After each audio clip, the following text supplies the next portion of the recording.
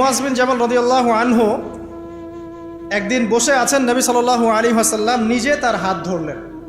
চিন্তা করেন, নবী সাল্লাল্লাহু আলাইহি ওয়াসাল্লাম নিজে মুআজ বিন জাবাল রাদিয়াল্লাহু আনহুর হাত ধরলেন, ধরে বললেন, হে মুআজ, ওয়াল্লাহি, আল্লাহর কসম, ইন্নী লা উহিব্বুকা, আল্লাহর কসম হে মুআজ, আমি তোমাকে ভালোবাসি। চিন্তা করতে পারবেন? হে মুআজ, আল্লাহর কসম, আমি তোমাকে ভালোবাসি। কে বলছেন এই কথা? মুহাম্মদ সাল্লাল্লাহু আলাইহি ওয়াসাল্লাম। এবং এরপর তিনি বলছেন যে তুমি প্রত্যেক ফরজ নামাজের পরে এই দোয়াটা করা ছেড়ে দিও না। কোন দোয়া? আল্লাহুম্মা আইন্নি আলা যিকরিকা ওয়া শুকরিকা ওয়া হুসনি ইবাদাতি। বলেন আমার সাথে, আল্লাহুম্মা আইন্নি আলা যিকরিক ওয়া শুকরিক ওয়া হুসনি ইবাদাতিক। প্রত্যেক ফরজ নামাজের পর হে মুআজ এই দোয়াটা করা ছেড়ে দিও না। বলার আগে বলছেন, মুআজ, আমি তোমাকে আল্লাহর কসম ভালোবাসি। মুআজ বিন জাবাল রাদিয়াল্লাহু আনহু সেই সাহাবী যাকে নবী সাল্লাল্লাহু আলাইহি ওয়াসাল্লাম তার গাধার পিঠে বসিয়েছেন। সেই পিঠে বসিয়ে তিনি যাচ্ছেন, মাঝখানে কিছু কথাবার্তা বলছেন। যখনই বলছেন হে মুআজ, মুআজ বিন জাবাল বলছেন, লাব্বাইক ওয়া সাআদাইক ইয়া নবী আল্লাহ। হে আল্লাহর রাসূল, আমি উপস্থিত, আমার পিতামাতা আপনার জন্য কোরবান হোক, বলুন।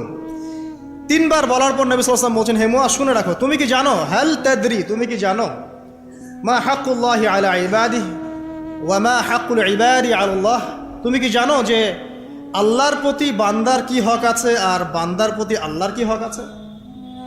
মুআজ বিন জাবাল রাদিয়াল্লাহু আনহু বলছেন, ওয়াল্লাহু ওয়া রাসূলুহু আ'লাম, আল্লাহ এবং তার রাসূল ভালো জানেন।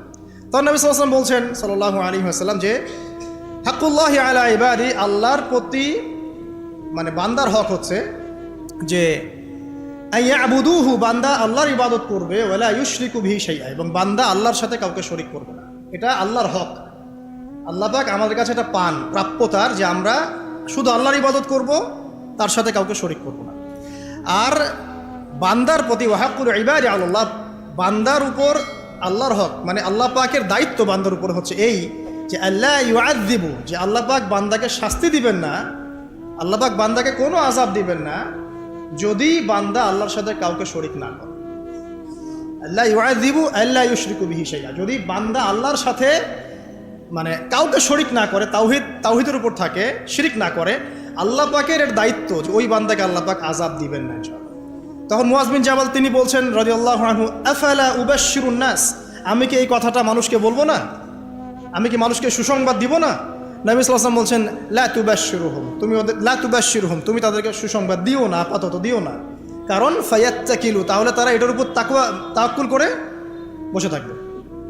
তাহলে মানুষ এর উপর তাওয়াক্কুল করেই বসে থাকবে, অন্য সব আমল ছেড়ে দিবে। মুআজ বিন জাবাল রাদিয়াল্লাহু আনহু সেই সাহাবী যিনি শেষ মুহূর্তে এই হাদিসটা বলেছেন যে যার শেষ কালিমা হবে লা ইলাহা ইল্লাল্লাহ, সে ব্যক্তি জান্নাতে যাবে ইনশাআল্লাহ। এই হাদিসটা যদি মানুষ শোনে তখন তো মানুষ আমল ছেড়ে দিবে, তাই না? এই জন্য নবীজি বলছেন যে এখন সুসংবাদ দিও না, মানুষকে আমল করতে দাও।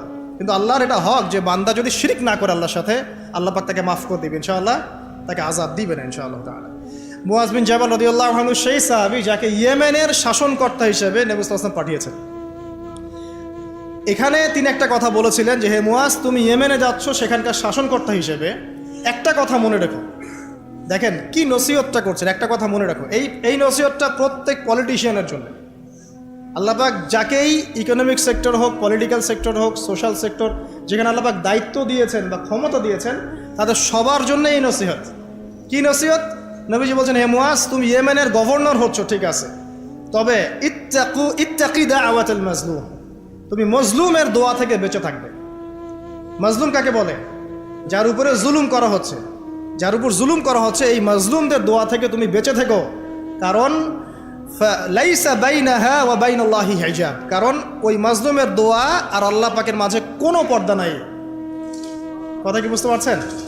মজলুমের দোয়া আর আল্লাহ পাকের মাঝখানে কোনো পর্দা নাই। যদি আপনি কারোর প্রতি জুলুম করেন আর সে যদি হাত তুলে বলে, আল্লাহ অমুক নেতা আমার উপর জুলুম করেছে, আপনি শেষ।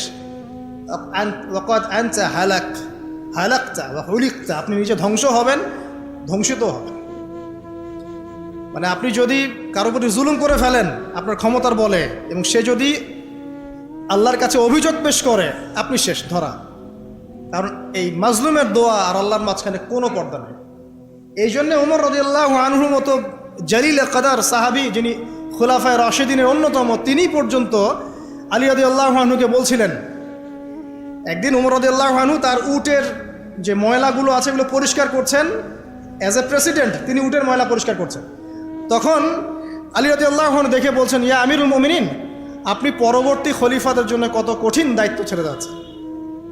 তখন তিনি বলছেন যে হে ইয়া আবুল হাসান ওয়ালা তালুমুনি, হে আবুল হাসান, আমাকে তুমি এভাবে বেশি প্রশংসা করে আমাকে ধ্বংস করো না, কারণ আমি ভয় করি যে ইরাকের ফোরাত নদীর কিনারায় যদি কোনো মেষপালক বা ছাগলের বাচ্চা পর্যন্ত না খেয়ে মারা যায়, আমি ভয় করি আল্লাহ পাক সেজন্য আমাকে জবাবদিহি করাবেন।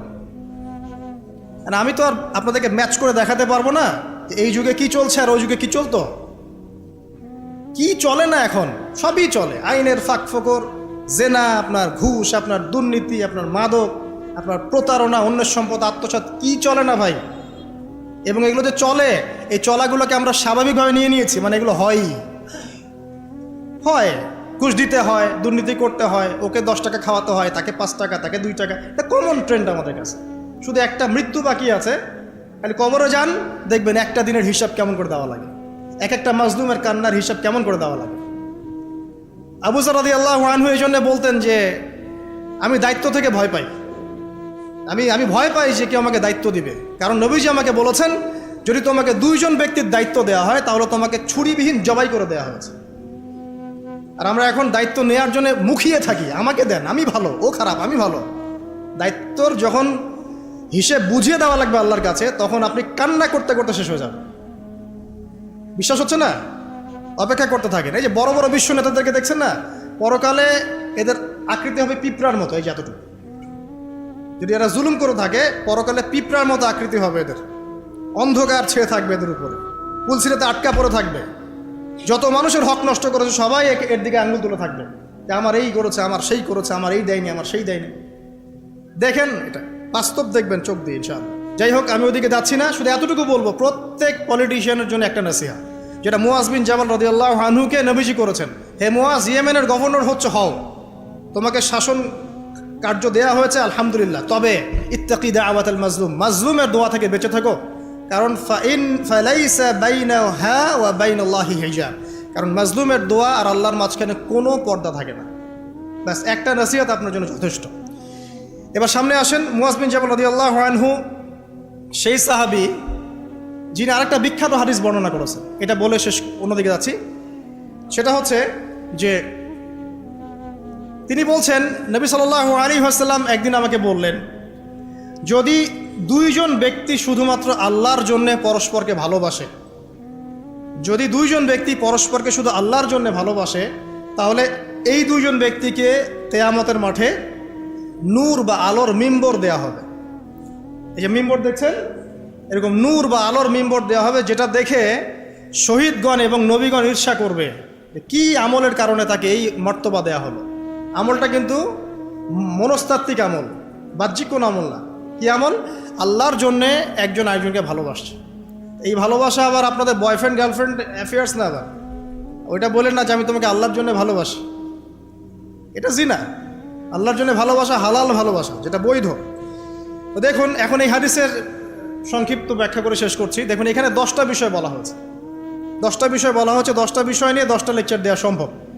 খুব সংক্ষেপে বলছি। 1 নম্বর, নবীজি বলেছেন ওয়ালা তুশরিক বিল্লাহি শাইআ। 1 নম্বর, তোমরা আল্লাহর সাথে কাউকে, তুমি আল্লাহর সাথে কাউকে শরিক করো না। ওয়াইন কুতিলতা ওয়া হুররিকতা, তোমাকে যদি জ্বালিয়ে দেওয়া হয়, মানে আগুন দিয়ে আপনাকে জ্বালিয়ে দেওয়া হয়েছে, অথবা আপনাকে হত্যা করা হয়েছে, তারপরেও তুমি আল্লাহর সাথে শরিক করো না। এখানে একটা চমৎকার হাদিস মনে পড়ে গেল, যে একদিন 2 ব্যক্তি একটা গ্রামের মধ্য দিয়ে যাচ্ছে। এই হাদিসটা কিতাবুত তাওহীদ গ্রন্থের মধ্যে আছে। 2 জন ব্যক্তি একটা গ্রামের মধ্য দিয়ে যাচ্ছে, সেই গ্রামের মানুষরা মূর্তি পূজারী।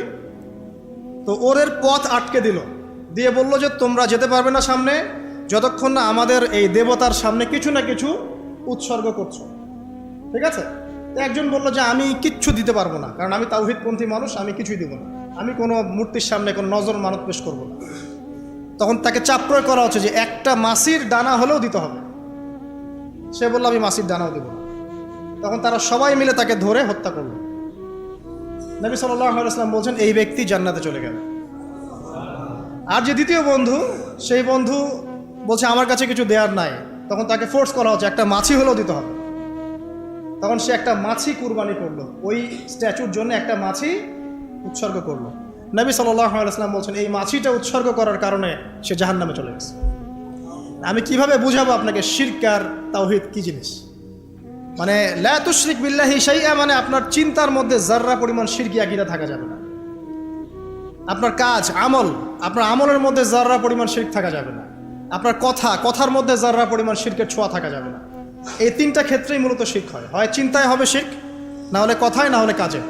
চিন্তায় কেমন? এই যে কেউ মনে করছে যে আল্লাহ বলতে কেউ নাই, নাউযুবিল্লাহ। এই মহাবিশ্ব সৃষ্টি হয়েছে বিগ ব্যাং থেকে, কেউ সৃষ্টি করে নাই। তোমরা এগুলো পড়ো না সায়েন্সে? হ্যাঁ। তারপরে মহাবিস্ফোরণের মধ্য দিয়ে অটোমেটিকলি এটা এভাবেই সৃষ্টি হয়ে গেছে। পৃথিবী ঘুরছিল, প্রথমে উত্তপ্ত ছিল, তারপরে আস্তে আস্তে ঠান্ডা হলো, পরে হঠাৎ করে ওখানে প্রাণ চলে আসলো। হ্যাঁ, তারপরে কোথা থেকে জানি মানুষ আসলো, তারপর মানুষ গাছের ছাল বাকল পরে থাকতো, বন জঙ্গলে ঘুরতো আর পশু শিকার করতো। সব বোগাস কথাবার্তা, মিথ্যা কথাবার্তা। এগুলো একটা কথার সাথে কোরআন সুন্নাহর কোনো মিল নাই। এই প্রত্যেকটা কথা পশ্চিমা সভ্যতা থেকে এখানে আসছে। এই প্রত্যেকটা কথা কোরআন সুন্নাহ বিরোধী। মানুষ না কখনো গাছের ছাল পাতা পরে ছিল, আর না কখনো বন্য প্রাণীর মতো জীবনযাপন করত। মানুষ সৃষ্টির শুরু থেকেই সভ্য ছিল। আল্লাহ রাব্বুল আলামিন আদম আলাইহিস সালামকে কি নগ্ন করে পৃথিবীতে পাঠিয়েছিলেন? তাকে পোশাক দিয়েছেন, তাকে জীবন উপকরণ শিক্ষা দিয়েছেন, ওহীর জ্ঞান দিয়েছেন, এবং এই পৃথিবীতে চলার জন্য যা যা প্রয়োজন সব কিছু আল্লাহ রাব্বুল আলামিন তাকে ওহীর মাধ্যমে শিক্ষা দিয়েছেন। সভ্যতা শুরু হয়েছে একজন নবী দ্বারা। সে নবীর নাম কি? আদম। প্রত্যেক যুগে যুগে সভ্যতা এগিয়ে গেছে নবীদের দ্বারা। আর এখন আমাদের এই সমাজবিজ্ঞান বইগুলোতে পড়ানো হয় সভ্যতা শুরু হয়েছে রোমকদের দ্বারা, গ্রিকদের দ্বারা, পশ্চিমাদের দ্বারা, তাই না? এর বাইরে কিচ্ছু নাই। ফিলোসফি পড়েন, ফিলোসফির প্রত্যেকটা বই এরকমই লেখা আছে। অথচ সভ্যতা শুরু হয়েছে নবীদের দ্বারা, আর সভ্যতা শেষও হবে একজন নবী দ্বারা। তার নাম কি? ঈসা আলাইহিস সালাম। এবং তিনি অচিরে আগমন করবেন ইনশাআল্লাহ তাআলা। সেটা হতে পারে 100, 200, 300 বা 500 বছরের মধ্যে, আল্লাহু আ'লাম। কিন্তু সভ্যতা শেষ হবে একজন নবীর হাতে। তো যাই হোক, এই প্রতিটা কথা, যেমন আল্লাহ বলতে কেউ নাই, বা আল্লাহর সাথে আরও ইলাহ আছে নাউযুবিল্লাহ, বা পৃথিবী মহাবিশ্ব আল্লাহ সৃষ্টি করেন নাই, বিগ ব্যাং থেকে সৃষ্টি হয়েছে, এগুলো চিন্তাগত শিরক। শিরক এমনও শিরক আছে এখন, আধুনিক শিরক, যে বিজ্ঞান কোনো কিছুকে প্রমাণ করলে মানুষ বিশ্বাস করে, বিজ্ঞান প্রমাণ না করলে মানুষ বিশ্বাস করতে চায় না। বিজ্ঞান বলছে এই ছবি এত বছর আগের, মানুষ বিশ্বাস করে। আল্লাহ পাক বলছেন যে এরকম কোটি কোটি বছর আগে মানুষ বলতে কিছুই ছিল না, মানুষের অস্তিত্বই ছিল না। পরে মানুষকে আল্লাহ পাক সৃষ্টি করলেন, হ্যাঁ, তারপর নাম শেখালেন, জান্নাতে রাখলেন, পরে সেখানে পরীক্ষা নেওয়া হলো, দুনিয়াতে পাঠালেন। মানুষ বিশ্বাস করতে চায় না। বিজ্ঞান যদি বলে যে জান্নাত বলে কিছু আছে, মানুষ বিশ্বাস করবে। নাসা যদি বলে জাহান্নাম বলতে কিছু আছে, মানুষ বিশ্বাস করবে। তো কোরআনে বলা আছে জান্নাত জাহান্নামের কথা, মানুষ বিশ্বাস করতে চায় না। নাস্তিকরা বলে এগুলো মৌলবাদী কথাবার্তা। ধর্মান্ধ নাকি আপনি? ধর্মান্ধ নতুন শব্দ এসেছে। অন্ধভাবেই ধর্ম পালন করতে হয়। ধর্মকে নাজিল করেছেন আল্লাহ পাক। আমি কি আল্লাহর চাইতে বেশি বুঝি? তাহলে আমি যদি আল্লাহর ইচ্ছার সামনে নিজেকে আত্মসমর্পণ করে দেই, তাহলে তো আমি ধর্মান্ধই হলাম। তো সমস্যা কোথায়? তো ধর্মান্ধ না হলে আপনি ইসলাম পালন করবেন কেমন করে? আল্লাহর চেয়ে কি আপনি বেশি দেখতে জানেন? আল্লাহর দৃষ্টির চেয়ে কি আপনার দৃষ্টি বেশি প্রখর? আল্লাহ পাক যেটা দেখছেন, যেটা ওহী করেছেন, আমি চোখ বন্ধ করে সেটা পালন করছি, তো আমি তো অন্ধভাবেই ধর্ম পালন করব নাকি? কথা বুঝতে পারেন নাই? ইসলামের মৌলিক যে বিষয়গুলো, সালাত, কালিমা, সওম, যাকাত, হজ, এগুলো মৌলিক না? ইসলামের মৌলিক বিষয়গুলো মেনে চলাই তো মৌলবাদ। ইসলামের মৌলিক বিষয়গুলোকে মেনে চলবো বলেই তো আমি মৌলবাদী। আর যদি মৌলিক বিষয় না মানেন, নামাজ মানি না, কালিমা মানি না, যাকাত মানি না, তাহলে আপনি তো মুসলিমই থাকছেন না। তাহলে মুসলিম হতে হলে তো আপনাকে মৌলবাদী হতেই হচ্ছে। কোন শব্দকে কিভাবে তামিল করে আল্লাহ ভালো জানে। তো কোরআন এবং সুন্নাহ অন্ধভাবেই মানতে হবে। এখানে যা আছে এটাই চূড়ান্ত, এর বাইরে কোনো সত্যের উৎস নাই। হ্যাঁ, কোরআন সুন্নাহর সাথে যদি কোনো কিছু মিলে যায়, সেটা মানতে আমাদের কোনো আপত্তি নাই, হোক সেটা সায়েন্স বা দর্শন বা যুক্তি বা যে কোনো কিছু। কোরআন সুন্নাহর সাথে যাই মিলে যাবে, মানতে কোনো আপত্তি আছে? নাই। কিন্তু কোরআন সুন্নাহর সাথে যেটা মিলল না, সেটা কি আপনি মানতে পারবেন? তাহলে কোরআন এবং সুন্নাহকে আপনাকে এভাবেই মানতে হবে, চোখ বন্ধ করে কোরআন সুন্নাহ মানতে হবে। আর আল্লাহ পাক আমার চেয়ে অনেক বেশি ভালো বোঝেন আমার জন্য ভালো কোনটা, তাহলে আল্লাহ পাকের ভালো আমি চোখ বন্ধ করে মানবো না? ডাক্তারের কাছে গিয়েছেন, আপনার মনে করেন অনেক বড় রোগ হয়েছে, অনেক ডাক্তার দেখাচ্ছেন, সলভ হচ্ছে না। একজন বড় ডাক্তারের খবর পাওয়া গেল, যিনি মাদ্রাসা থাকেন, কথার কথা। সেখানে গেলেন, আপনাকে টেস্ট দিলেন। আপনি তো জিজ্ঞাসা করতে যাচ্ছেন না যে এই টেস্ট কেন দিচ্ছেন, ওই টেস্ট কেন দিচ্ছেন, এই ওষুধ কেন দিলেন, ওই ওষুধ কেন দিলেন, এই প্রেসক্রিপশন কেন। ডাক্তার যা বলছে আপনি অন্ধভাবে নিচ্ছেন। দিচ্ছেন না? নাকি আপনার ডাক্তারের এইসব টেস্টগুলো নিজে করার ক্ষমতা আছে? আপনি কি নিজেই টেস্টগুলো করতে পারবেন? ওই ওষুধ কেন দিয়েছে, ওখানে কি গুণ আছে, কি উপকারিতা অপকারিতা আছে, এটা তো ডাক্তার ভালো জানে আমার চাইতে। তখন আমরা কিন্তু অন্ধভাবেই ডাক্তারের কথা মেনে নেই এবং ট্রিটমেন্ট নেই। আর আল্লাহ রাব্বুল আলামিন মহাবিশ্বের স্রষ্টা, তিনি জানেন মহাবিশ্বের কার জন্য কি কল্যাণকর। তিনি মুসলিমদেরকে দিয়েছেন কোরআন এবং সুন্নাহ, পুরো মানব জাতিকে দিয়েছেন। এর মধ্যে আল্লাহ পাক সমস্ত বিষয়ে সলিউশন দিয়েছেন। এখন আমি এটা অন্ধভাবে মানবো না? নাকি আল্লাহকে চ্যালেঞ্জ করবো যে কেন এটা দিলেন, কেন নামাজ পড়তে বললেন, কেন রোজা রাখতে বললেন, কেন হজ করতে বলছেন? সব কিছুর কারণ আছে নিঃসন্দেহে, কিন্তু সব কারণ ব্যাখ্যা করার মতো জ্ঞান কি আমার আছে? আমার জ্ঞান কি আল্লাহর চেয়ে অসীম, না আল্লাহ পাকের জ্ঞান অসীম? তাহলে আল্লাহ পাকের জ্ঞান যেহেতু অসীম, এই অসীম জ্ঞানের অধিকারী একজন সত্তার কাছে আত্মসমর্পণ করবো, এটাই তো ইসলাম, এটাই তো মৌলবাদ, এটাই তো অন্ধত্ব। তাহলে এই সব শব্দগুলো দিয়ে মুসলিমদেরকে ডমিনেট করার কোনো মানে হয় না, এবং এই শব্দগুলোর অপপ্রয়োগটা চেঞ্জ করতে হবে। এটা হচ্ছে মিডিয়ার মধ্য দিয়ে একটা ইসলামপন্থীদের এগেইনস্টে আদর্শিক একটা আঘাত। এইসব শব্দগুলো যারা উচ্চারণ করছে এরাও শিরক করছে। সূরা তওবা পড়ে দেখেন, এইভাবে ইসলামকে টিটকারি করাটাকে আল্লাহ রাব্বুল আলামিন কুফরি বলেছেন। ইসলামকে এভাবে টিটকারি করার কোনো সুযোগ নাই। প্রতিটা ফান্ডামেন্টাল আমাকে চোখ বন্ধ করেই মানতে হবে, এর মধ্যে নিঃসন্দেহে আমার জন্য কল্যাণ আছে। আর কিছু কিছু বিষয়ে আমি ব্যাখ্যা করার মতো জ্ঞান রাখবো, কিছু রাখবো না। যেগুলো আমি রাখবো না সেগুলো নিয়ে এত বাড়াবাড়ি করার কিছু নেই, হয়তোবা সেই লেভেলে আমার জ্ঞান পৌঁছায়নি এখন। আল্লাহ পাক বোঝার তৌফিক দেখ। বলছিলাম চিন্তাগত শিরক, দেখেন সায়েন্স যেটা প্রমাণ করে সেটা আমরা মেনে নেই, যেটা প্রমাণ করে না সেটা আমরা মানতে চাই না। এই যে একটা শিরক, চিন্তাগত শিরক, এখন এই আধুনিক শিরকে আমরা ভুগছি। এগুলো আধুনিক আরও অনেক শিরক আছে। আল্লাহ রাব্বুল আলামিন কোরআনে একটা বিষয় হালাল করেছেন, আমরা এটাকে হারাম করে নিচ্ছি।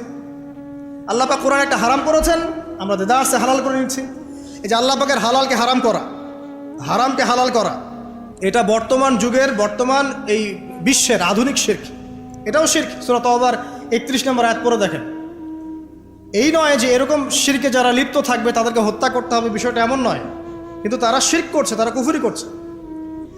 আরও আছে ব্যাপার, এই যে কেউ চিন্তা করছে আল্লাহ ছাড়া কেউ আমার দোয়া কবুল করতে পারে, আল্লাহ ছাড়া কেউ আমার উপকার করতে পারে, আল্লাহ ছাড়া কেউ নাউজুবিল্লাহ আমার অপকার করতে পারে, আল্লাহ ছাড়া কেউ জীবন দিতে পারে বা মৃত্যু দিতে পারে, আল্লাহ ছাড়া কেউ সন্তান দিতে পারে, ইত্যাদি ইত্যাদি। মানুষ চিন্তা করছে না? অনেকে দেখি হাতের মধ্যে কিছু পড়ছে এবং তার বিশ্বাস এটা খুলে ফেললে তার ক্ষতি হবে, আছে না? অনেকে টিয়া পাখি দিয়ে ভাগ্য পরীক্ষা করছে না? অনেকে ওই যে রাশিফল দিয়ে ভাগ্য পরীক্ষা করছে না? আগামীকাল কি হবে একদম স্পেসিফিকলি বলে দিচ্ছে যেটাই হবে। তো এই যে বিষয়গুলো, এগুলো সবই কিন্তু শিরকের মধ্যে অন্তর্ভুক্ত। ভবিষ্যৎ সম্পর্কে কিছু বলতে হলে বলতে হবে আল্লাহু আ'লাম বিসসাওয়াব, আল্লাহ পাক ভালো জানেন। তবে আপনি এস্টিমেট করতে পারেন, সেটা অন্য বিষয়। আলামাতুস সাআ নিয়ে কথা বলা হচ্ছে, কিয়ামতের সায়েন্স, এই সায়েন্সগুলো আসবে। এই সাইনগুলো যখন আসবে তখন বুঝে নিতে হবে যে কিয়ামত নিকটবর্তী, কিন্তু কেউ বলতে পারবে না এক্স্যাক্টলি কত সালে, কত মাসে, কত বছরে কিয়ামত হবে। আল্লাহু আ'লাম বিসসাওয়াব। তো এরকম চিন্তাগত প্রচুর শিরক আছে, প্রচুর শিরক। এগুলো জানার জন্য আপনারা কিতাবুত তাওহীদ নামে একটা গ্রন্থ আছে, পড়তে পারেন। 2 নম্বর আমলগত শিরক। দেখেন আমলগত অনেক শিরক আছে। কীরকম? এই যে কেউ আল্লাহ ছাড়া কাউকে সিজদা করছে, আল্লাহ ছাড়া কারো কাছে দোয়া করছে, আল্লাহ ছাড়া অন্য কারো কাছে নজর করছে, মানত করছে। হ্যাঁ, অনেকে দেখা যায় যে কবরে গিয়ে গরু জবাই করছে, খাসি জবাই করছে, করছে না? মৃত ব্যক্তির সন্তুষ্টি অর্জন করার চেষ্টা করছে। এই যে কাজগুলো আছে আপনার কর্মগত শিরক, এগুলোর মধ্যে লিপ্ত থাকলেও কিন্তু এই মুআজ বিন জামাল রাদিয়াল্লাহু আনহুর হাদিস থেকে আমরা আসলে শিক্ষা নিতে পারি নাই, এখান থেকে বাঁচতে পারছি না। আরেকটা আছে কথার মধ্যে শিরক। কীরকম? অনেকে দেখা যায় বিভিন্ন রকম কথা বলে ফেলি, এমন এমন কিছু কথা বলি যেগুলো আসলে শিরকের পর্যায়ে চলে যায়। যেমন কি এই যে আমরাই সমস্ত ক্ষমতার অধিকারী, শিরক। যদি বলি যে আমরা এই বিশ্বের নিয়ন্ত্রণ, শিরক। যদি বলি যে বৈষয়িক জীবনে আমরা যা ডিল করব সেটাই, এখানে ধর্মের কোনো ঢোকার কোনো স্বাধীনতা নাই, শিরক। অর্থনীতি নিয়ে কথা বলতে গেলে যদি বলেন যে ইকোনমিক লাইফে আমরা ভালো মন্দ যা বুঝি এটাই, এখানে মৌলবাদী কোনো কনসেপ্ট ঢোকানো যাবে না, কোনো ধর্মান্ধ কনসেপ্ট ঢোকানো যাবে না, ধর্মকে এখানে আনা যাবে না, শিরক। ইভেন আপনি পলিটিক্স করছেন, সেখানে যদি বলেন যে এখানে আমি যা বুঝি তাই, এখানে ধর্মের কোনো অনুপ্রবেশ নাই, শিরক। আপনি ধর্মকে 5 পয়সা দাম দেননি এখানে, অথচ ইসলামে প্রতিটা বিষয়ের হেদায়েত ছিল, আপনি নেন নাই।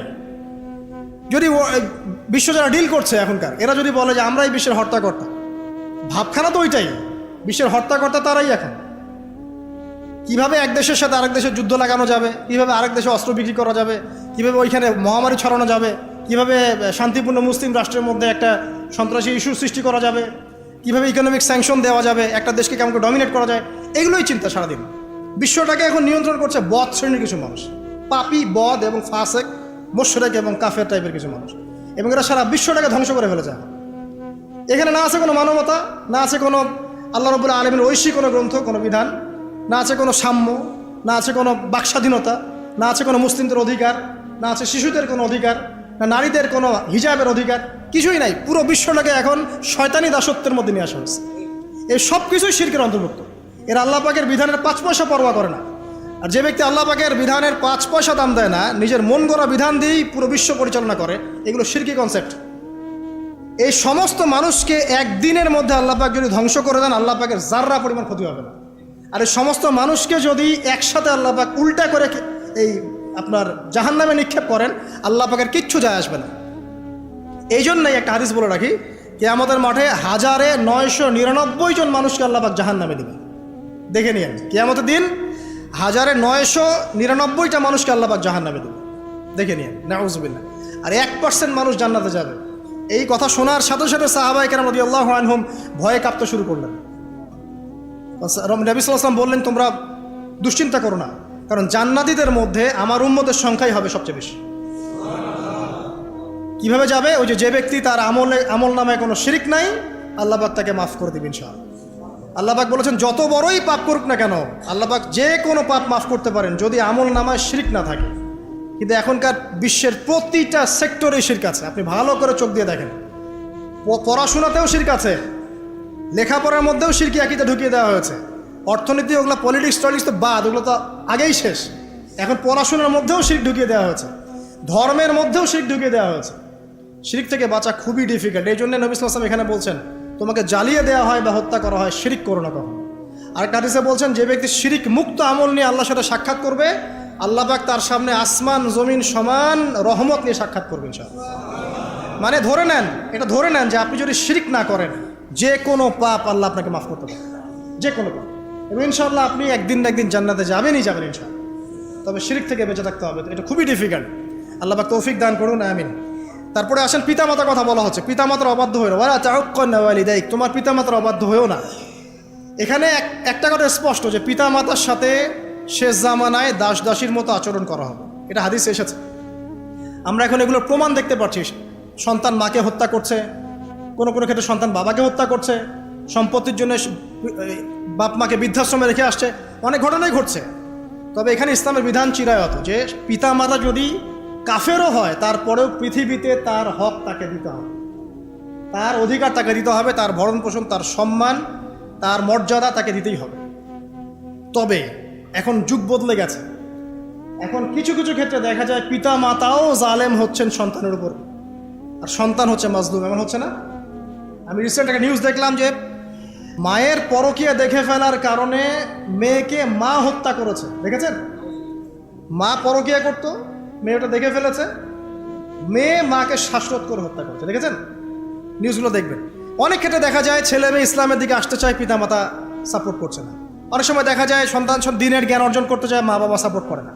অনেক সময় দেখা যায় সন্তান দিনই একটা মেয়েকে বিয়ে করবে, পর্দাশীল, পিতামাতা রাজি না। অনেক সময় দেখা যায় যে সন্ততি দিনের পথে আসতে চায়, কিন্তু বাপ মা রাজি হচ্ছে না। আমি অনেক মেয়ের কথাও শুনেছি যে তারা সুদখোর ছেলেকে বিয়ে করবে না, হ্যাঁ, ঘুষখোর দুর্নীতিবাজকে বিয়ে করবে না, দিনদার ছেলেকে বিয়ে করবে, পিতামাতা বিয়ে দিবে না। পিতামাতা চায় দুনিয়াদার একজন, বাইরের থেকে ডিগ্রি আনা দুনিয়াদার, কত বড় সুদখোর হোক সমস্যা নেই, 5 তলা বাড়ি থাকলে হইল, কত বড় ঘুষখোর দুর্নীতিবাজ হোক কোনো সমস্যা নাই, চোর ডাকাত হলেও সমস্যা নাই, জমি আছে, বাড়ি আছে, স্ট্যাটাস আছে, বাস মেয়েকে বিক্রি করতে, মেয়েকে মনে হয় বিক্রি করতেছে। বিক্রি করার সময় যে দেখা যাবে 10 লাখ 20 লাখ টাকা মোহর দিয়ে দিবে, আর এও মোহর তো দিবে না, খালি লিখবে। মানে সবখানেই জুলুম, সবাই আসলে মানে করাপ্টেড, দুর্নীতিবাজ। আমরা সবাই দুর্নীতিবাজ, every single person internally corrupted.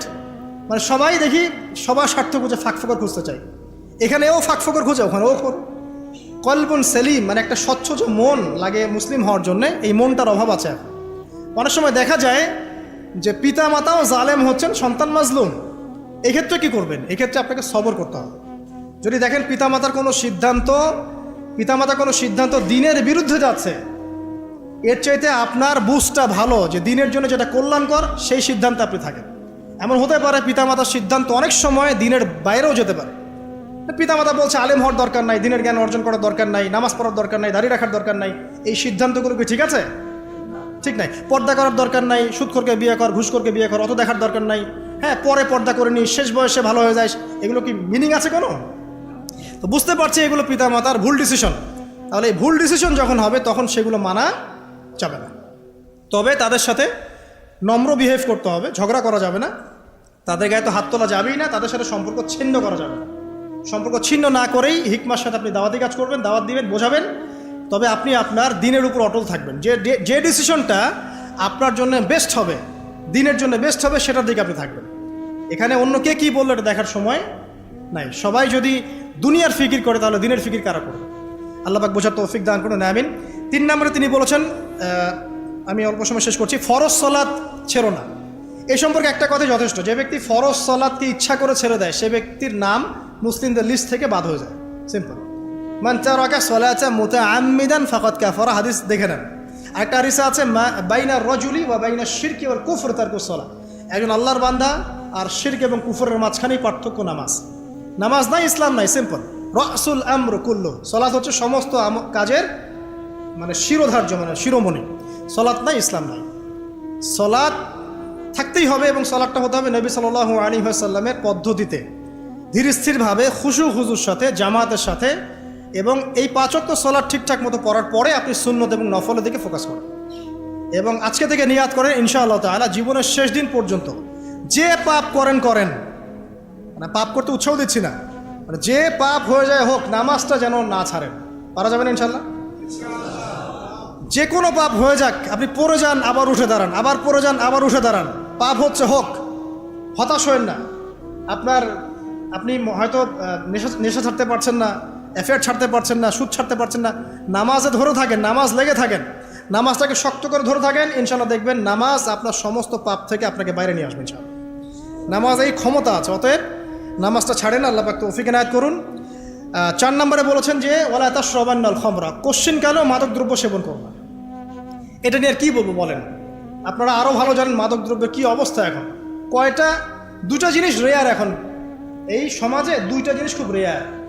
এক, কুমারী মেয়ে খুঁজে পাওয়া খুব রেয়ার। ঠিক আছে, ছাকনি দিয়ে ছাকলেও দেখবেন কুমারী মেয়ে খুঁজে পাচ্ছেন না। জন্ম যখন হবে তখন বুকিং দেওয়া লাগবে। হ্যাঁ, এমন সময় চলে আসছে এখন না, বাচ্চা কাচ্চা কচি কাঁচা মেয়েগুলো 8, 9, 10-এ পড়ে নাই, শেষ। বিশ্বাস হচ্ছে না? দেখেন, বাস্তবতা দেখবেন, আরও দিন যাক, দেখতে থাকেন। তারপরে এমনিই তো যখন একটু বড় হয় তখন তো পর্দার বালাই নাই। ও তো মানে সে প্রত্যেকজন ভাবছে যে একজন সে একজন হিরোইন। ঠিক আছে, আর যদি কোনো মেয়ে বুঝে ফেলে যে সে একটু সুন্দর, তাহলে ওকে আর কে হাত দেয়? কোনো মেয়ে যদি বুঝে ফেলে যে একটু সুন্দর, তাহলে ওকে আর কে পায়? ওর চলাফেরা দেখলে মনে হবে দুনিয়াটাই সব কিছু, পরকাল বলে কিছু নাই, ওই শুধু দুনিয়াতে ওই আছে আর কেউ নাই, ভাবটা এরকম। আর যারা আরও বড় বড় ইন্ডাস্ট্রিতে গেছে, ফিল্ম ইন্ডাস্ট্রি বলেন, মিউজিক্যাল ইন্ডাস্ট্রি বলেন, ফ্যাশন, বিউটি কন্টেস্ট, এইসব জায়গায় যারা চলে গেছে, তাদের কার কত পার্সেন্টের সতীত্ব আছে একটু খোঁজ নিয়ে দেখেন। যাদেরকে তোমরা ফলো করছো এবং যাদের পোস্টার ছবি লাগিয়ে রাখছো ঘরের মধ্যে, এদের কত পার্সেন্টের সতীত্ব আছে দেখো, খোঁজ নিয়ে দেখো। 2টা জিনিস খুব রেয়ার, যতদিন যাবে আরও রেয়ার হয়ে যাবে। পবিত্র কুমারী মেয়ে খুঁজে পাওয়া খুব রেয়ার এখন, খুব রেয়ার। আর 2 নাম্বার, এমন ছেলে খুঁজে পাওয়া খুব রেয়ার, এমন যুবক যে কখনো সিগারেট খায় নাই বা কোনো মাদক দ্রব্য সেবন করে। ম্যাক্সিমাম ছেলে পেলেই স্মোক করে এবং এটাকে ফ্যাশন মনে করে। স্মোক করতে করতে করতে এক পর্যায়ে গিয়ে দেখা যায় ফেন্সিডিল, তারপরে আবার গাঁজা, আবার ইয়াবা, এক পর্যায়ে হিরোইন, আরও বড় বড় কত মাদক আসছে এখন নতুন নতুন। ওই যে প্রায় সীমান্ত অঞ্চলে রেড দেওয়া হয়, বিজিবি রেড দেয়, আর মাদক ধরে না, দেখেন না, নতুন নতুন মাদক, নামও শুনি না এরকম মাদক। তো এগুলোর উদ্দেশ্যটা কি আসলে? এই জেনা বলেন, ব্যভিচার বলেন, আর মাদকই বলেন, এই সব কিছুর উদ্দেশ্যটা হচ্ছে মুসলিম তরুণীদেরকে আল্লাহর পথ থেকে সরিয়ে দেওয়া। এক কথায়, যখন কেউ মাদক দ্রব্যের সাথে সংশ্লিষ্ট থাকবে এবং জেনার সাথে সংশ্লিষ্ট থাকে, বেপর্দার সাথে সংশ্লিষ্ট থাকে, তখন কিন্তু মুসলিম সমাজের মধ্যে নামাজি ব্যক্তির সংখ্যা কমে যায়, আলেমদের মানে দিনী এলেম অর্জনকারী প্রজন্মের সংখ্যা কমে যায়, বেপর্দামি বেড়ে যায়, ধর্ষণ বেড়ে যায়, পরকীয়া বেড়ে যায় এবং বুদ্ধি প্রতিবন্ধী প্রজন্ম গড়ে ওঠে। তখন এই প্রজন্মটা কি আগামী দিনে ইসলামের পতাকা বহন করতে পারবে? বলেন তো, যার মধ্যে ইমানের কোনো তেজই নাই, ইসলামের কোনো ফিকির নাই, আল্লাহর হালাল হারামের কোনো পরোয়া নাই। এ কি ইসলামের জন্য কিছু করতে পারবে? আর আমরা পৃথিবীতে আসছি কেন? দিনের জন্য কিছু করার জন্যে, দিন পালন করার জন্যে এবং দিনটাকে আল্লাহর জমিনে বিজয়ী করার জন্য। তাহলে দেখেন, যুবকদের প্রতি আগ্রাসনের মূল কারণ হচ্ছে, পিছনের কারণটা হচ্ছে আপনাকে আল্লাহর পথ থেকে এরা সরিয়ে ফেলতে চাচ্ছে। করছে কারা? পশ্চিমারা। ওরা পুরো পরিকল্পিতভাবে এই কাজগুলো করছে মুসলিম বিশ্বের মধ্যে। এবং এমন একটা মুসলিম কান্ট্রি এখন খুঁজে পাওয়া যায় না যেখানে জেনা ঢুকে যায় নাই, পর্নোগ্রাফি ঢুকে যায় নাই, মাদক ঢুকে যায় নাই, সবখানে ঢুকে গেছে। সুদূর প্রসারী 100 বছরের পরিকল্পনা ছিল ওদের। ওই অটোম্যান এম্পায়ারদেরকে ধ্বংস করার পর থেকে 100 বছরের প্ল্যান ছিল ওদের একটা। এই প্ল্যানে ওরা এখন 100% সফল। আর আমাদের এগুলো কোনো মাথা ব্যথাই ছিল না, কারণ আমরা বিরিয়ানি খাচ্ছিলাম, হালুয়া রুটি সেমাই খাচ্ছি, খোরমা খাচ্ছি, বাসায় গিয়ে ঘুমাচ্ছি। আল্লাহ পাক বোঝার তৌফিক দেখ। প্রিয় যুবক ভাই, একটা কথা বলে শেষ করি। যে কারণেই মাদকের কাছে যান, হতাশা হোক, চাকরি পাচ্ছেন না বলেন, পারিবারিক চাপ বলেন, বন্ধুদের পাল্লায় বলেন, বা ফ্রাস্ট্রেশন যেটাই বলেন, কোনো কিছুই এই পৃথিবীতে স্থায়ী না। সব কিছুর পরিবর্তন আছে, সময়ের পরিবর্তন আছে। এবং মাদক এই সব সমস্যা থেকে আপনাকে সলিউশন দিতে পারবে না, চিরস্থায়ী শান্তি মোটেই দিতে পারবে না। সাময়িক একটা আপনাকে কি বলবো, ভাইভ দিতে পারে, একটা ফ্লেভার দিতে পারে, সাময়িক একটা ভাইভ, যে আপনি খাচ্ছেন, মনে হচ্ছে হ্যাঁ ভালো লোডে আসি, আমার কোনো চিন্তা ফিকির নাই, ঠিক আছে। কিন্তু এটা আপনাকে চিরস্থায়ী আপনাকে শান্তি দিবে না। দুইটা জিনিস আপনাকে চিরস্থায়ী শান্তি দেবে, দুইটা, ঠিক আছে। এগুলো আমাদের মানে একদম ফুল প্র্যাকটিক্যাল কথা বলছি। দুইটা জিনিস আপনাকে চিরস্থায়ী শান্তি দিবে। এক, 5 ওয়াক্ত নামাজ জামাতের সাথে পড়বেন, মনটা প্রশান্তি দিয়ে ভরে যাবে, দেখবেন ইনশাআল্লাহ। শুধু ট্রাই করে দেখেন না ভাই, 40টা দিন ট্রাই করে দেখেন। আর 2 নম্বর জিনিস হচ্ছে, এটা আরও বড় অস্ত্র। 5 ওয়াক্ত নামাজের সাথে আপনাকে ডেইলি কোরআন তেলাওয়াত করতে হবে, মিনিমাম 1 থেকে 2 ঘন্টা। 1 থেকে 2 ঘন্টা কোরআন তেলাওয়াত করবেন, অশান্তি বলে কোনো কিছু আপনাকে স্পর্শ করবেন ইনশাআল্লাহ। সারা দুনিয়ার মানুষ চারপাশ থেকে আপনাকে যদি প্যারা দেয়, পেরেশানি দেয়, পেইন দেয়, আপনার মাথা রিল্যাক্স থাকবে, কারণ আপনার মধ্যে কোরআন আছে। বিশ্বাস করছেন না কথা? আল্লাহর কিতাবের কাছে এসে দেখেন, মাদক ছেড়ে দেন প্রিয় ভাই। আর আইন দিয়ে এইসব দেওয়ালে লেখে, হ্যাঁ, আর এই মাঝে মাঝে এইসব 2-4টা মাইকিং করে বুলিয়া উড়িয়ে যুব সমাজকে মাদক থেকে দূরে রাখা যাবে না।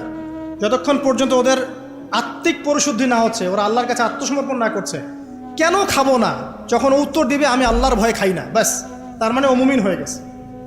আর এখন কেন খাচ্ছে? বিকজ ও হতাশ, চাকরি পায় না, গার্লফ্রেন্ড ছেড়ে গেছে, এই হয়েছে সেই হয়েছে, পারিবারিক চাপ, এখন সে মাদক খাচ্ছে।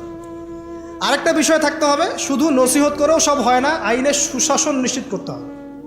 সত্যিকার অর্থে যদি সুশাসন নিশ্চিত হয়, তখন দেখবেন মাদক দ্রব্যের যে তৈরি করছে, যে বিক্রি করছে, যে খাচ্ছে, সবাইকে যদি শাসনের আওতায় আনা যায়, ওই যে শেষের দিকে আছে, শাসনের লাঠি উঠিয়ে নিও না, তখন দেখবেন ইনশাআল্লাহ সমাজটা মাদক মুক্ত হবে, আদারওয়াইজ হবে না। সবচেয়ে বড় অস্ত্র হচ্ছে আল্লাহর ভীতি। আল্লাহকে ভয় করে মাদক ছেড়ে দেন, ইনশাআল্লাহ তাআলা আল্লাহ পাক আপনাকে জান্নাতে মদ খাওয়াবে ইনশাআল্লাহ। হ্যাঁ, জান্নাতে শরাব আছে তো, এবং আমরা জান্নাতে শরাব খাবো ইনশাআল্লাহ। ওই শরাব খেলে কেউ মাতাল হবে না, বরং আপনার শক্তি আরও বাড়বে, আপনার সব ধরনের শক্তি বাড়বে। লাযযাতুল লিশশারিবিন, আল্লাহ পাক বলেছেন, এটা যারা পান করবে এটা খুব চমৎকার সুস্বাদু হবে। জানজাবিল মানে আদার একটা ফ্লেভার থাকবে, সূরা দাহারের মধ্যে আল্লাহ পাক বলেছেন। পরে দেখেন, জান্নাতে এগুলো থাকবে। দুনিয়াতে এগুলো ভোগ করে নিলে জান্নাতে তো কিছু পাবেন না। সো জান্নাতের জন্য এগুলো রেখে দেন। এই বেপর্দা মেয়েদের পিছনে ছুটেন না, আপনার জন্য অনেক সুন্দর সুন্দর হুর আইন অপেক্ষা করছে। আমি আজকে সকালে একটা হাদিস পড়েছি, মুয়াজ বিন জাবাল থেকেই বর্ণিত। তিনি বলছেন রাদিয়াল্লাহু আনহু, যে আল্লাহর নবী আমাকে একদিন বলছেন যে দুনিয়াতে যখন কোনো স্ত্রী কোনো স্বামীর সাথে খুব খারাপ বিহেভ করে, আছে না ভাই, মানে সবাই ভুক্তভোগী নাকি?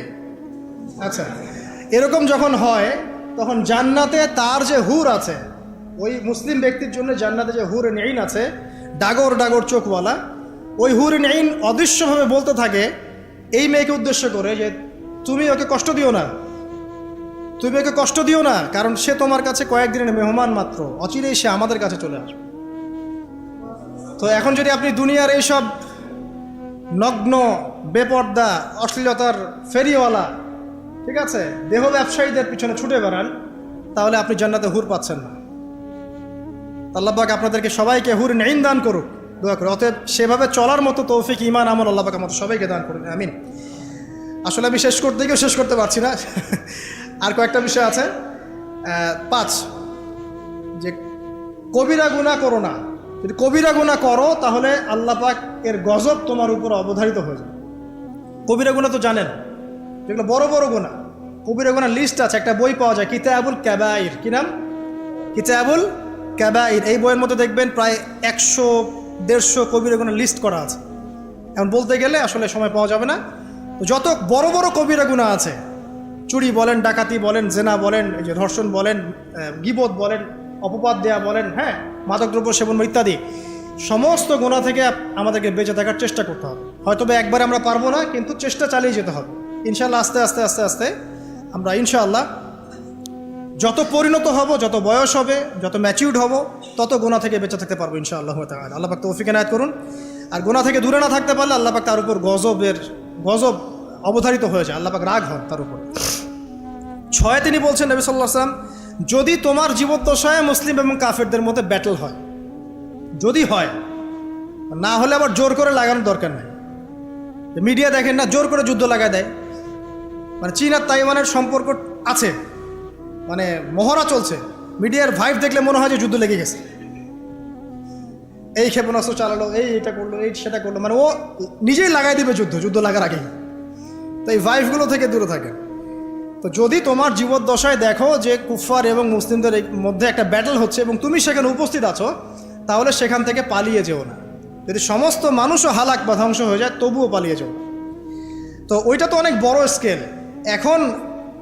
এখন কি ইসলামের জন্য তো দিনের জ্ঞান অর্জন করা যায়, তাই না? ইসলামের জন্য আমল করা যায়, ইসলামের জন্য একটা পরিবার গড়া যায়, সন্তানদেরকে মানুষ করা যায়, একটা মসজিদ করা যায়, একটা মাদ্রাসা করা যায়, হ্যাঁ, সমাজ কল্যাণমূলক কাজ করা যায়, দিনের এলেম মানুষকে শেখানো যায়। মানে আল্লাহ দিন প্রচার প্রসার এবং প্রতিষ্ঠার অন্তর্ভুক্ত বিষয়। এখান থেকেও তো আমরা সরে আসছি। এখান থেকে কেউ সরে আসে, সে কি ওই অবস্থায় নিজেকে ঠিক রাখতে পারবে? তো নিজের কথা দিয়ে, নিজের আপনার কলম দিয়ে, নিজের কি বলবো, আপনার জান দিয়ে, আপনার মাল দিয়ে, আপনার সময় দিয়ে, শ্রম দিয়ে আল্লাহর পথে এই যে স্ট্রাইভ করা, এই প্রতিটা বিষয়ে আল্লাহর দিন প্রতিষ্ঠার ক্ষেত্রে সহায়ক। এখানে যদি আমরা পিছু পা হই, তাহলে বড় বড় ক্ষেত্রে আমরা কিছু করতে পারবো। এরপরে নবী সাল্লাল্লাহু আলাইহি ওয়াসাল্লাম বলেছেন যে যদি মহামারী আসে এবং তুমি তাদের মধ্যেই থাকো, পালিয়ে যেও না। এটা কোয়ারেন্টাইন। কারণ তুমি যখন অন্য কোনো জায়গায় চলে যাবে, ওরাও তখন ওই ভাইরাসের শিকার হবে। তার মানে মহামারী আসবে, এটাও বোঝা যাচ্ছে। এবং শেষ জামানায় মহামারী কিন্তু বাড়বে, এবং এটা একটার পর একটা আসতেও থাকতে পারে। আর সব মহামারী মানে যে আল্লাহ পাকের গজব হিসেবে ধরে নেওয়া যায় এমনটাও নয়।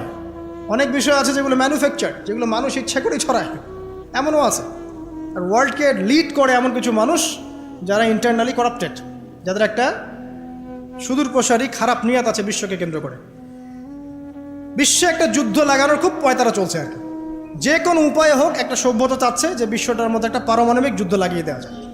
ঠিক আছে, মানে কি উদ্দেশ্য এটা পরে বুঝবেন। যখন দেখবেন ইসরায়েল সারা বিশ্বকে শাসন করছে, তখন বুঝবেন উদ্দেশ্য সফল। এখন আমি ওইদিকে যাচ্ছি না, তবে এটা উদ্দেশ্য তাদের আছে। এই জন্যই তারা পারমাণবিক শক্তিধর কান্ট্রিগুলোকে উস্কানো শুরু করেছে একজনের আরেকজনের বিরুদ্ধে। তো যদি মহামারী আসে এবং তুমি তাদের মধ্যেই থাকো, পালিয়ে যেও না, ওখানেই থেকো। কারণ যদি একজন ব্যক্তি মুমিন হয়, মহামারীতে মৃত্যুবরণ করে, নবী সাল্লাল্লাহু আলাইহি ওয়াসাল্লাম বলছেন সে ব্যক্তি শহীদের দরজা পাবে ইনশাআল্লাহ। এরপরের 3টা পরিবার সংক্রান্ত, এটা বলে শেষ করছি। পরিবার সংক্রান্ত 3টা নসিহত করেছেন। এক হচ্ছে তুমি পরিবারের সাধ্য মতো খরচ করো, তোমার যা সাধ্য আছে এই অনুযায়ী খরচ করো। আপনি যদি কোটিপতি হন, আপনি পরিবারে আপনার সাধ্য মতো খরচ করেন, কোনো সমস্যা নেই, ওটা বিলাসিতা নয়।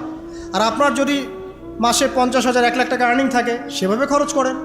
কারো পরিবারের আর্নিং যদি 20,000 টাকা হয়, সেভাবে খরচ করেন। মানে সাধ্যের বাইরেও যাওয়ার দরকার নাই, আবার অতিরিক্ত কৃপণতাও প্রদর্শন করার দরকার নাই। মধ্যম পন্থা আপনি খরচ করবেন আপনার সাধ্য মতো। আর এখন সাধ্য মতো খরচ করার সুযোগ কোথায়? ঘরে ঘরে তো সব মাশাআল্লাহ এমন এমন স্ত্রীদেরকে নিয়ে আসছেন যে পাশের বাড়ির আপাদেরগুলো দেখে দেখে আসবে, এসে আপনাকে বলবে যে অমুকের তো ওইটা দেখলাম, তমুকের তো ওইটা দেখলাম, তুমি তো আমার বিয়ের পর থেকে কিছু দিতে পারলাম না। ঠিক আছে, তো বুঝাবেন। একটা বিষয় বলি, আমি খুব মানে এটা ফিল করি যে আসলে স্ত্রীদের সাথে কঠোর হয়ে কোনো লাভ নেই। বিয়ে তো করে ফেলেছেন, এখন বিয়ে করাটা যত সহজ, মুক্ত হওয়া এত সহজ না। ঠিক আছে, একবার করে ফেললে ব্যাস করে ফেলছেন, সারা জীবন এখন টানতে হবে। ঠিক আছে, ইল্লা মাশাআল্লাহ, কারণ পরিবার ধ্বংস হয়ে যাওয়ার চাইতে অ্যাটলিস্ট একসাথে থাকাটা উত্তম। এটা ইসলাহু খাইর, যেটা ইসলাহ সেটা উত্তম। আর একবারে যখন কোনো অবস্থায় টেকা যায় না, তখন না ইসলামে একটা বিচ্ছেদের ব্যাপার আছে, ডিভোর্সের একটা ব্যাপার আছে। কিন্তু নারী জাতিটাকে আল্লাহ পাক এমনভাবে সৃষ্টি করেছেন, ইনশাআল্লাহ ফ্যামিলি নিয়ে আমি একদিন লেকচার দিব, সেদিন বলবো ইনশাআল্লাহ ডিটেলস, যে আপনি যত কঠোর হবেন তত বেঁকে বসবেন। আপনি যত কঠোর হবেন তারা বেঁকে বসবে। তাদের সাথে এত বেশি কঠোর হয়ে কোনো ফায়দা নাই। কিভাবে ডিল করতে হবে একটা সূত্র বলে দিই। আপনি আপনার মেয়ের প্রতি যেমন, আপনার যদি একটা মেয়ে থাকে 5 বছর বয়স, 10 বছর বয়স, 2 বছর বয়স, একটা মেয়ের সাথে আপনার সম্পর্ক কেমন? খুব মিষ্টি সম্পর্ক। ও 1000টা ভুল করলে আপনি কি কোলে তুলে নেন, আদর করেন, তাই না? ভালোবাসেন। জেদ করলে আপনি ঠান্ডা মাথায় সবর করেন। ওই মেয়ের সাথে কি আপনার সম্পর্ক কখনো বিচ্ছেদ হয়? হয় না। কিন্তু মেয়েরা অনেক জ্বালাতে পারে, ছোট বাচ্চা 8-10 বছর, 5 বছর খুব জ্বালাচ্ছে, কিন্তু আপনি কিন্তু সবর করেন, আপনি ওর চাহিদা পূরণ করেন, ওকে কিনে দেন, এটা কিনে দেন, ওটা কিনে দেন, বুঝান, হ্যাঁ আদর করেন। এইভাবে যদি আপনি স্ত্রীর সাথে থাকতে পারেন, আপনি ফ্যামিলি লাইফে হ্যাপি। আর যদি অন্য কোনো পলিসিতে যান, খুব কঠোরতা আরোপ করেন, হ্যাঁ বয়কট করেন, কথাবার্তা বন্ধ, খাওয়ার দাওয়ার বন্ধ, এই বাসা চলে গেল ব্রিফকেস নিয়ে, আপনি আবার এখানে, এগুলো চলতে থাকলে আপনি না দিনের কাজ করতে পারবেন আর না দুনিয়ার কাজ করতে পারবেন। তো এখানে সবর ছাড়া কোনো নসিহত নেই, মানে সবরই সবর, ধৈর্যের চূড়ান্ত পরীক্ষা দেওয়া লাগবে এখানে। আর দুনিয়াতে যদি এভাবে একটু কষ্ট করে চলতে পারেন, জান্নাতে হুর অপেক্ষা করছেন ইনশাআল্লাহ। ঠিক আছে? তো একটা রাতে মেয়ের মতো করে মেশেন, মানে আপনার মেয়ের সাথে আপনি যেমন, আপনার ছোট্ট ছেলে সন্তানের সাথে আপনি যেমন, এভাবে একটু ডিল করেন, তাহলে দেখবেন যে আপনি স্ত্রী মাশাআল্লাহ, ওর চেয়ে ভালো মানুষই থাকবে না তখন, এবং তার কাছে আপনার চেয়ে ভালো কোনো মানুষই থাকবে না। ঠিক আছে? আল্লাহ পাক পরিবারগুলোকে সুখী করুন, দোয়া করি। কারণ পরিবারের ভাঙনটা এখন খুব বেশি হচ্ছে, প্রায় পরিবারে ডিভোর্স এবং পরকীয়া। এখান থেকে দূরে থাকতে হলে আমাদেরকে কিছু ইসলামিক মোটিভেশন দরকার আছে। আল্লাহ পাক আমাদেরকে বোঝার তৌফিক এনায়েত করুন, আমিন। এক পরিবারে ব্যয় সাধ্যমতো করুন। শেষের 2টা নবীজি বলেছেন, আদবের লাঠি উঠিয়ে নিও না। আদবের যে লাঠিটা আছে এটা পরিবার থেকে উঠিয়ে নিও না, কারণ পরিবারের শাসন বলে একটা কথা থাকতে হবে। সব কিছু যদি আপনি একদম ওপেন করে দেন সবার জন্য, যা ইচ্ছা তাই করুক, তাহলে আপনার মূল্য থাকবে না, আপনার কথাকে কেউ দান দিবে না। আপনি আপনার ওয়েট হারাবেন, পরিবারের মধ্যে অশ্লীলতা, ফায়েশা, বেপরদামি, দুনিয়াদারি ঢুকে যাবে। আর একবার ঢুকে গেলে আপনি খুব সহজে বের করতে পারবেন না। তাই শাসনের লাঠিটা থাকবে পরিবারে। আর সর্বশেষটা হচ্ছে তাদেরকে আল্লাহ পাকের ভয় দেখাতে হবে, কারণ আল্লাহর ভয় সব কিছুর কেন্দ্র। যার মধ্যে আল্লাহর ভয় একবার ঢুকে গেছে, তাকে আর শাসন করা লাগবে? শাসন করা লাগবে না। কিন্তু যার মধ্যে একবার আল্লাহর ভয় ঢুকে যাবে, সে অটোমেটিকলি আল্লাহর পথে চলবে ইনশাআল্লাহ। আমরা দোয়া করি আল্লাহ পাক আমাদের সবার পরিবারকে জান্নাতি পরিবার রূপে কবুল করে নিন, আমিন। আমাদের পরিবারবর্গকে আল্লাহ পাক হেদায়েত দান করুন, আমাদেরকে পরিবারের জন্য সাধ্যমতো ব্যয় করার তৌফিক দান করুন। পরিবারের মধ্যে যারা আমরা বাবা মা, ভাই বোন, স্ত্রী সন্তান আছি, সবার মাঝে একটা হৃদ্যতা, ভালোবাসার বন্ধন আল্লাহ পাক তৈরি করুন। যদি আল্লাহ না করুক, যদি আমাদের মধ্যে মহামারী ছড়িয়ে পড়ে, তাহলে সেখানে সবর করা তৌফিক আমাদেরকে দান করুন আল্লাহ পাক। আমরা সবাই যেন কবিরা গুণাগুলো থেকে বেঁচে থাকতে পারি, সেই তৌফিক আল্লাহ পাক আমাদের সবাইকে এনায়েত করুন। আমাদের যুব সমাজকে আল্লাহ পাক মাদক থেকে হেফাজত করুন এবং কোরআনের কাছে নিয়ে আসুন, নামাজের কাছে নিয়ে আসুন, জামাতে 5 ওয়াক্ত নামাজ পড়ার তৌফিক এনায়েত করুন। প্রত্যেককে আল্লাহ পাক ফরজ নামাজ জামাতের সাথে পড়ার তৌফিক দান করুন এবং পিতামাতার খেদমত করার তৌফিক আমাদের সবাইকে দান করুন এবং সারা জীবন তাওহীদের উপর থেকে শিরিক মুক্ত আমল নিয়ে কবরে যাওয়ার তৌফিক আল্লাহ পাক আমাদের সবাইকে দান করুন, আমিন। আজকের মতো আমরা এখানে শেষ করছি। আকুলু কওলি হাযা আস্তাগফিরুল্লাহ লি ওয়া লাকুম ওয়া লিসাইরিল মুসলিমিন। বারাকাল্লাহু লানা ওয়া লাকুম বিল আয়াতিল হাকীম। ইন্নাহু তাআলা জাওয়াদুন কারীমুন রাউফুর রহিম। সুবহানাকাল্লাহুম্মা ওয়া বিহামদিক, আশহাদু আল্লা ইলাহা ইল্লা আনতা আস্তাগফিরুকা ওয়া আতুবু ইলাইক। আসসালামু আলাইকুম ওয়া রাহমাতুল্লাহি ওয়া বারাকাতুহু।